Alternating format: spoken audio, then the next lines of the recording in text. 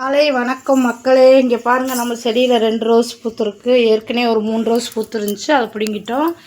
இப்போ இந்த அழகான ரோஸ் எங்கே கொண்டு போகிறோம்னா, நல்லா பார்த்துக்கோங்க. பிடுங்கியாச்சு. கையில் என்ன இருக்குதுன்னு பார்த்துக்கோங்க. இங்கே பாருங்க,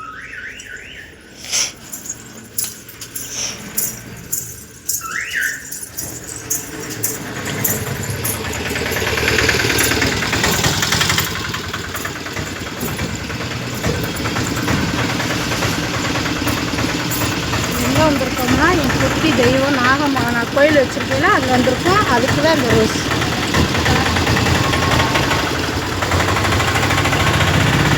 அழகாக இருக்காங்களான்னு பார்த்துக்கோங்க.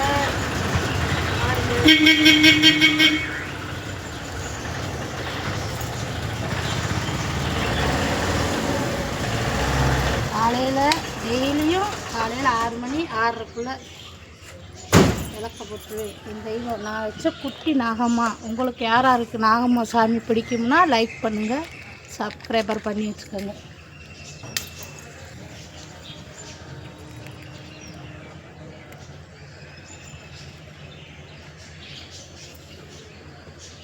உங்களுக்கு என்ன குறை இருக்குன்னு என் தெய்வத்திட்ட வேண்டுங்க, கண்டிப்பாக நடக்கும். குட்டின்னு மட்டும் நினச்சிடாதீங்க. நான் என்ன நினச்சேனோ அதை நடத்து கொடுக்குற தெய்வம்னா என் நாகம்மா தான்.